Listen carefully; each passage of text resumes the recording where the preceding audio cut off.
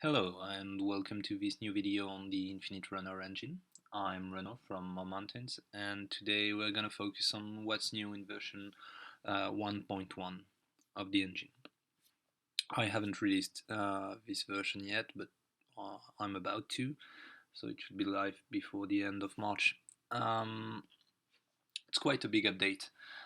It includes a lot of fixes for a lot of stuff and overall makes the engine much more powerful in terms of performance, in terms of possibilities. So we're gonna try and cover all that. Um, so right now I'm in Unity and my project is open. One of the first thing you'll notice is that I've completely reworked the structure of the files and the folders. So now when you go to the Infinite Runner Engine main folder, you'll see only two folders, Common and Demos.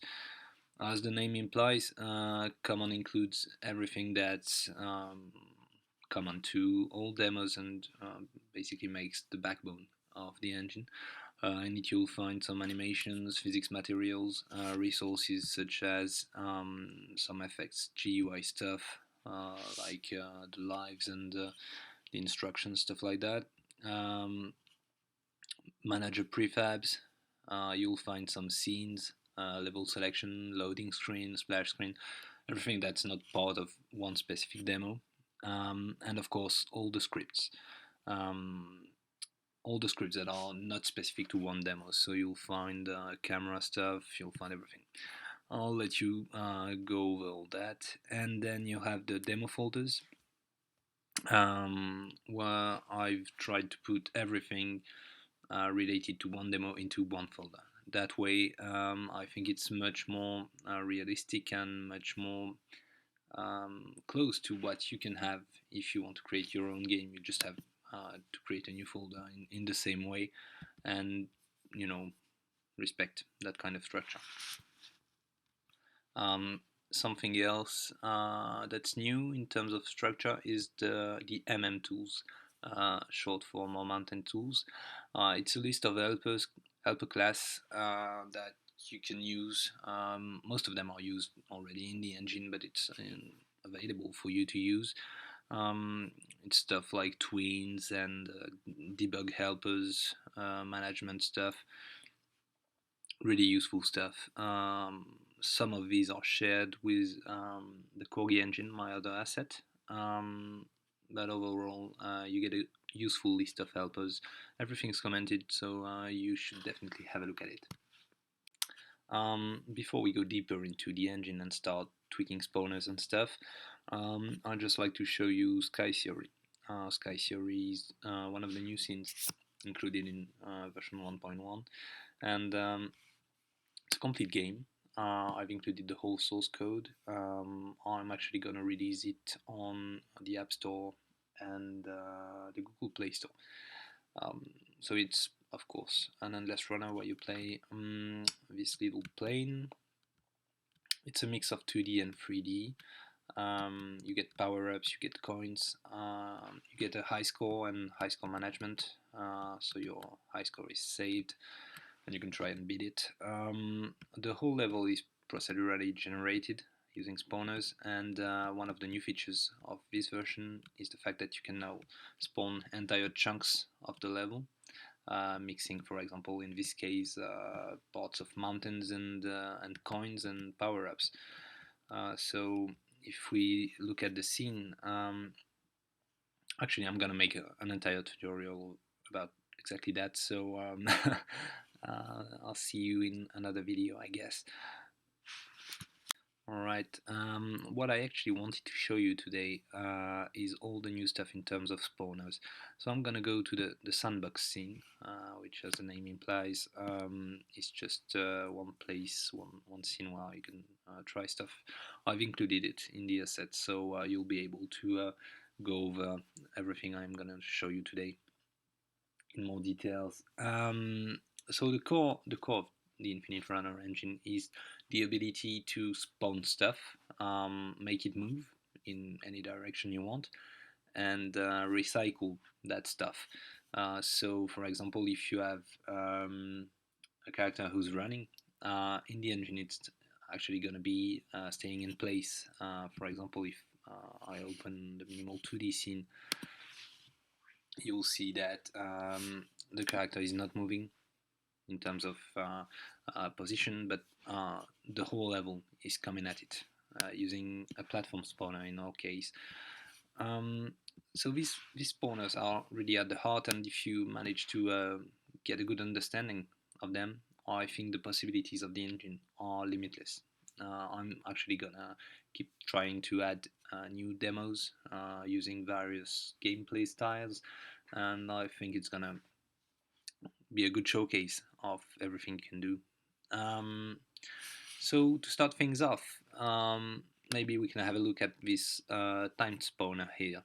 So if I press play, you'll see exactly what it does. I'll just go to the scene view, and as you can see, every second it spawns a small cube. This one is actually a 3D cube, and it's spawning forever. And if you move back, you'll see that we have this sort of wireframe yellow cube, and these are the level limits. Every time an object goes over the limit, it gets recycled. That's really the basic. So let me just move the game screen, because we are not actually gonna look at the game, we're just gonna look at I'm gonna put it here, right here, and like that. Okay, so how does this whole thing work? If you look at the time spawner, you can see that it has uh, two components. The first one is a simple object puller, and the other one is a time spawner. That's probably the easiest and the simplest way to spawn stuff. So the simple object pool is like a pool of objects that are inactive. When I start the game, you'll see that it creates a pool of objects, and as they are spawned, they are activated and deactivated. In this case, I think the time spawner has a pool size of 20. So what it means is that when I start the game, at start, it creates 20 instances of my object. In our case, as we have a relatively small level and we are spawning not really fast, most of these instances are not used, which is kind of bad in terms of performance. So something else we can do is say, okay, limit it to 5. And now we have a 5 pool size. And as you can see, it changes nothing in terms of experience. And most of the time we even have 1 or 2 objects in our pool that are not used. One other solution would be to say, okay, let's have a pool size of 2, but the pool can expand, which means that if for some reason we don't have enough objects in our pool, then the spawner will create more. And as you can see, it creates everything it needs and doesn't go over that. So that's probably the best solution if you don't mind having objects instantiated during the actual game. So it's really depending on your game and your performance requirements. Another thing to know is that there are a few things you need to add to your objects to spawn them. If we look at the code for the simple object pooler, you will see that it takes as a parameter a game object to pool. For more various usages, I've set that as a game object, but most of the time you want to use a pooled game object, Pluggable game object. A good example for that is the 3D platform that we are pulling on our time spawner right now. So it has a few things. It has a box collider, mesh renderer, but this is the part that is specific to the engine. First of all, there's the pullable object class. It also has a moving object class, which makes it move using that speed, this acceleration per second, and the direction. So what you can do is have your object move in any direction you want. It can move in 3D space, it can move in 2D space, whatever you want. And then there's the out of bounds recycle class. This is responsible for detecting if your object is out of bounds in your level and if it must be recycled. And so back to the pullable object class. What's new in 1.1 is the fact that now the bounds can be determined based on the size of the collider 2D or the renderer. It can also be undefined, but this will lead to strange results. In our case, the bounds are based on the collider. If I drag the 3D platform, what this means is that it will take into account to determine where the object starts and ends. It will take that box collider as a limit. You may ask why there's this kind of choice. If I go to another example, maybe not the time spawner, but if I take the nested platform spawner, you will understand what I mean. Don't look at the rest, but as you can see, it spawns this sort of massive nested platform prefab, which is made of 3 platforms. If I pause the game and have a look at this one, this is one of the pulled objects. As you can see, it has the pullable object script, and it says here that the bounds are based on the collider 2D. So at the top level, this prefab doesn't have any renderer, for example, so we cannot base ourselves on that, but it has a box collider 2D, and that's the green thing here. And that's how we will determine that this chunk of prefab starts and ends. If I just go back to my time spawner, we'll go back to that later on, but if I go back to the time spawner, we've seen how the simple object puller thing works. We've seen how to create an object that can be pulled. Now let's have a look at the time spawner itself. First of all, if we look at the code for the time spawner, you'll see that it inherits from the spawner class. The spawner class, you don't have to know or understand it if you don't like to meddle with code, but if you do, and I think that's the best way to use the engine, is to expand on it. If you do, you'll see that the spawner class has a few attributes, a few variables that are used in the time spawner, in the linked spawner, in the distance spawner. I'll go over that in details later on. But basically what this class does is take objects from the pool that is associated with it. It can be a simple object puller, it can be a multiple object puller, and puts that at the position you specify. It will also tweak the size, the rotation, stuff like that, but really basic. And so our time spawner class, what it does is use these spawner methods to spawn stuff based on time, on the time that passes. So let's have fun with that. We can just press play, and we have our scene running. We can play. I can move with the in the game window, but what we want to do here is have fun with the time spawner. So if we start to look at the various settings we have in the inspector, if I uncheck preserve ratio and change that, so let's say I just change these and say 10. Yeah. If I go in 3D view, you can see how this works.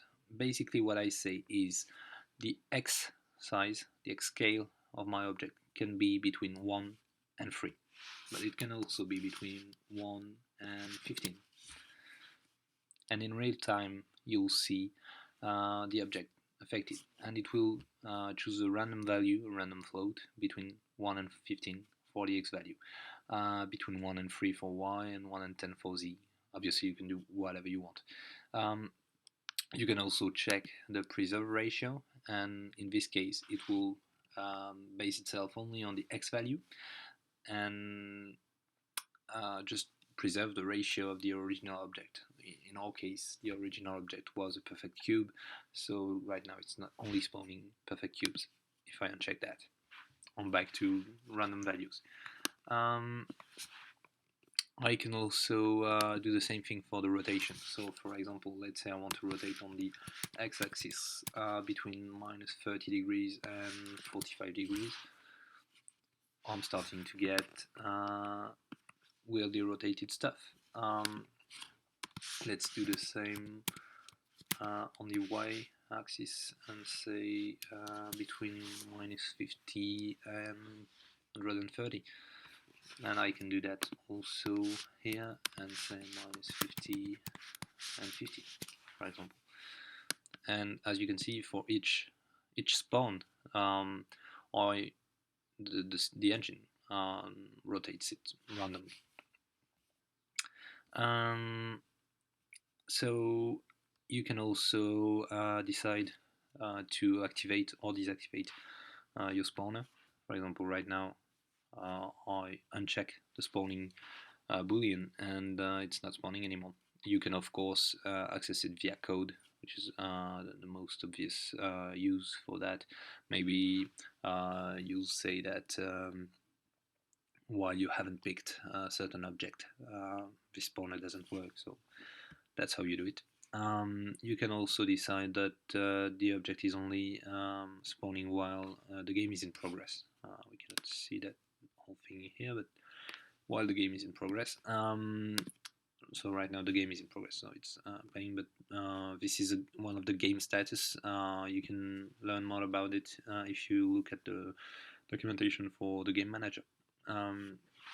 But basically, if you check that checkbox, it will only spawn stuff while you're actually playing the level, not at game start, not after you've lost life, for example. You can also add an initial delay. So let's say I put 3. It will wait for freeze guns. 1, 2, 3, and it starts spawning. That's only done once, and so I'll be back to 1. And then there's the spawn timing. So let's press play again. If I say 0.1 and 0.1 seconds, as you can see, it's spawning much more faster. Or we can have something much more longer and slower, and now it's gonna spawn somewhere between 0.1 and 10 seconds. And one last thing we can do here is change the position. Right now it's spawning exactly at the position of the spawner, but you can use this to randomize that. And for example, if you say 3 here and 3 here, as you can see, it's now spawning 3 and it's above the spawner. That's, by the way, a good way to not randomize stuff, but just have it spawn somewhere else, is just put the same value in min and max, so the random thing will always be whatever you want exactly.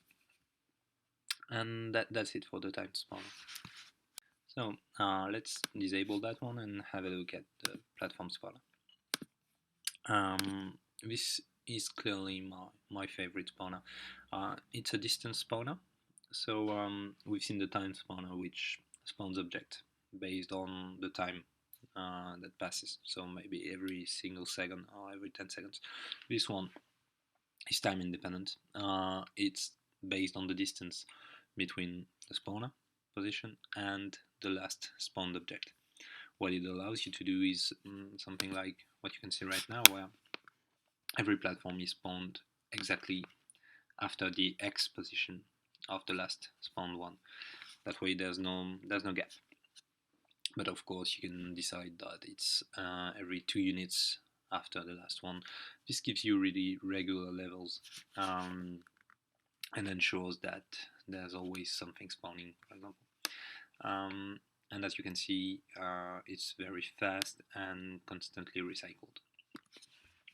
As this one inherits also from the spawner class, now there are some things you should recognize. So, for example, I can change the minimum size, and I can also change, for example, the maximum Y size. And as you can see, as always, it affects the game in real time. I can also play with the rotation, for example, let's say 50, and I'm not sure if it's obvious, but yeah, the objects are rotated.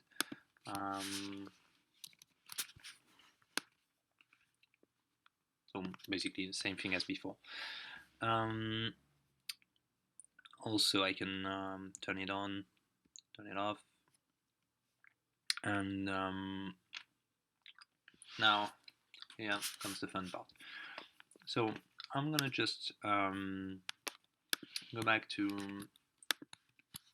something that's more easier to understand, but it works with rotated stuff too. Let's say I want to increase the gap between each of my platforms. As you can see now, if I go back to 2D, there's always a distance, a minimum gap between each of my objects, and it's very regular. In this case, the gap is 4, but if I go back to something like 0, as you can see, back to being close to each other. This means that if I do that, I'm now spawning in a perfect line at the exact same gap between the objects. I can also, of course, simply generate a long perfect line of objects that are jointed perfectly, and this is all in real time. As you can see, I've let's put some values that are much more fun than that. You can have negative values. This is all relative to your spawner.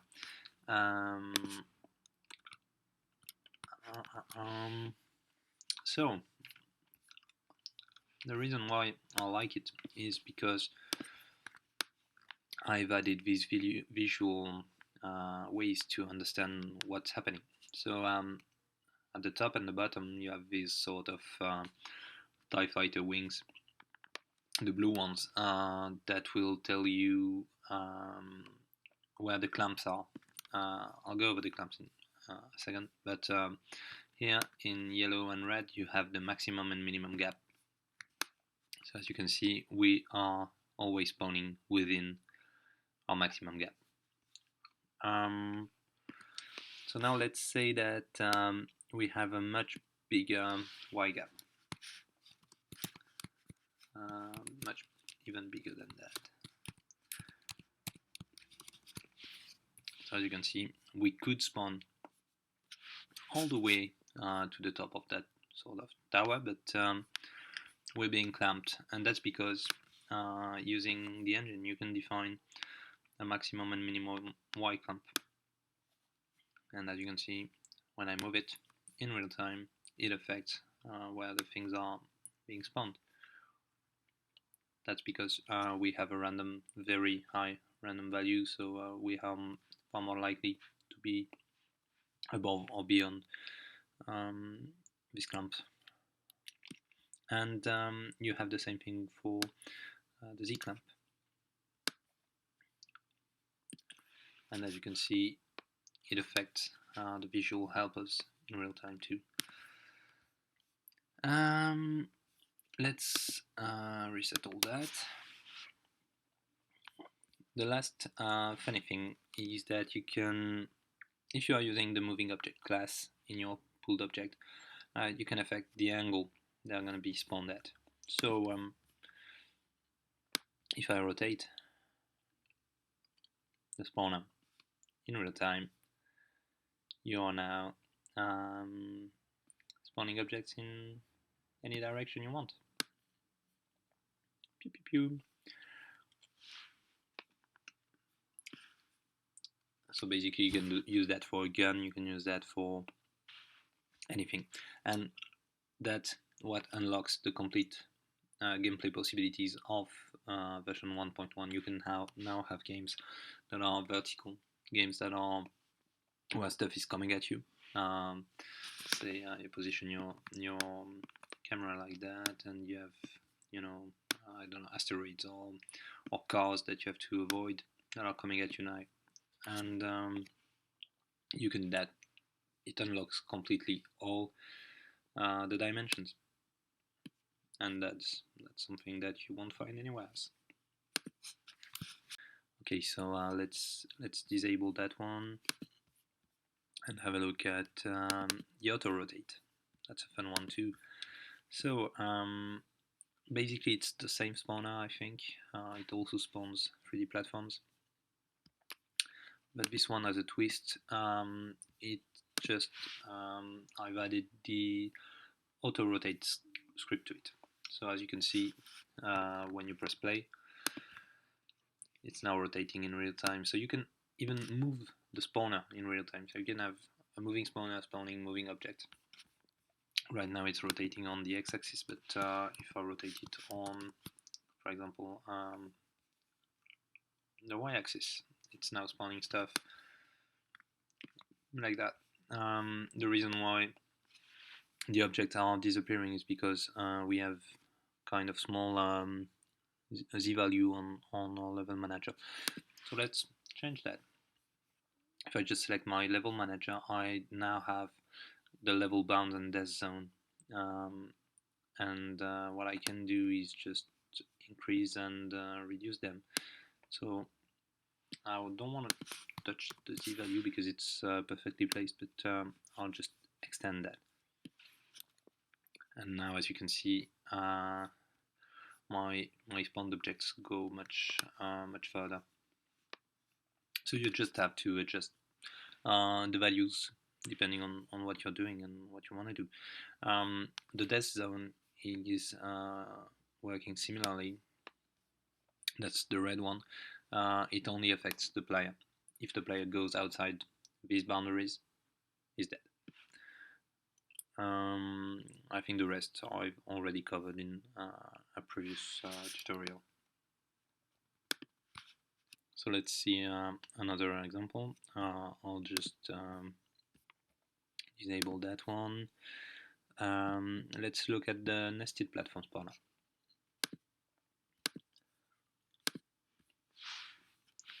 So what this one does, I think we've seen it just a few minutes ago, but it spawns whole chunks of level. So it's quite an ugly block of levels, but it's just an example. And it's a distance-based one, so you can also increase the gap, maybe to 15. And as you can see now, we have much more space between our objects. That's not a very fun example, but it can be used for a lot of fun stuff. If I'll just show you very quickly how it works in the Sky Theory demo. Let's save stuff. Yeah, who cares?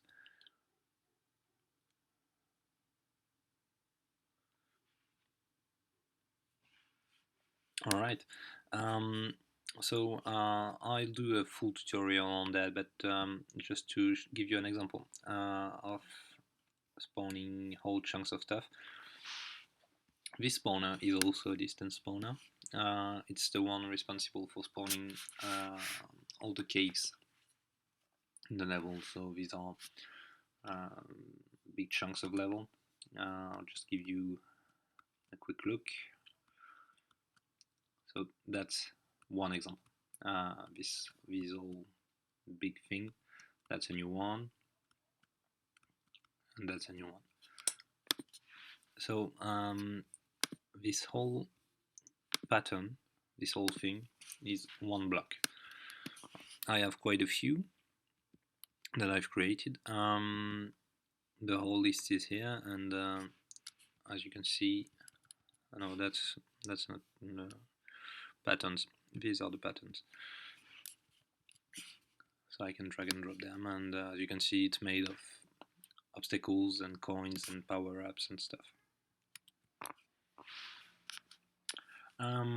So that's the kind of stuff you can spawn with the distance spawner too. Let's go back to our minimal sandbox and maybe look at one last example. Here's the rubber spawner. Just another distance spawner, but this one spawns objects that are that have a physics material applied to them, and as you can see, I can try and fight them, and I'm dead because I'm too late. But if I just press play again, it's just gonna spawn again. So you can spawn all sorts of stuff. You can spawn static objects, you can spawn moving objects, you can spawn physics objects. Possibilities are unlimited. There's one last type of spawners I'd like to show you. It's the linked spawner. So here's how it works. This is pretty ugly, but it's for a game I'm working on right now. And as you can see, it's spawning chunks of level, and they are linked together.